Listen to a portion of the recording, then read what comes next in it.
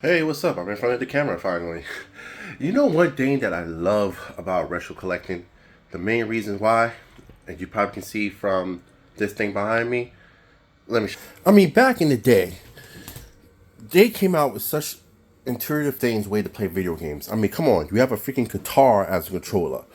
This was something fun. You have actually interaction with the games. I mean, I don't know if it started with the guitar. Actually, no, it didn't. It did start with the light gun, which I don't have.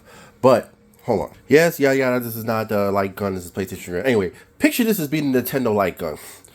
Even not even Nintendo even started this. They happened way back in one of the older systems, Atari.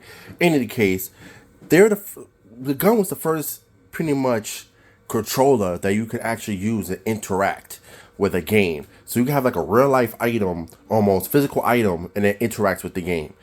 And it just evolved from there. This is the PlayStation 3 light gun and uses the move controller, but still, back in the day, like using something like this, I mean, it's cool.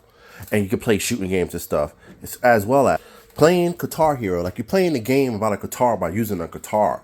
Like, yes, obviously not a real guitar, but still, it's still pretty cool. It has the same bass. It has the bass, the frets. I mean, it's cool. Then, for the Sega Saturn generation, you have this, the Virtual On Stick.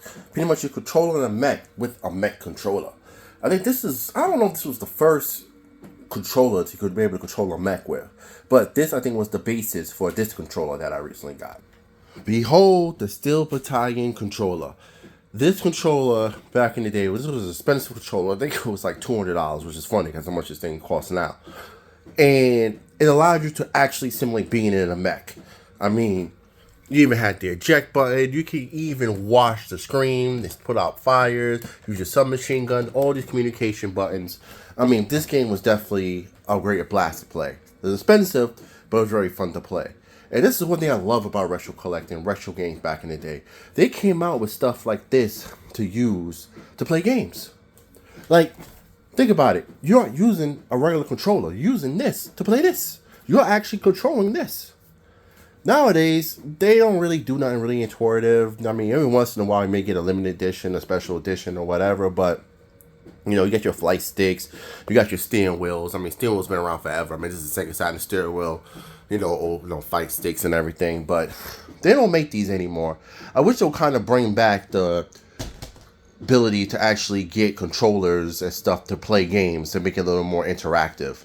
But one can hope. But this is one of the reasons why I love retro collecting. Something like this is amazing to play. And yeah, you know, a little bit creep up there sometimes in prices. But you know what? Playing something like this with the actual controller is really good. So tell me what you think. You think you missed the times retro back in the day where they had controllers like these? Or do you like recurring where you just play with a regular controller? Let me know in the comments.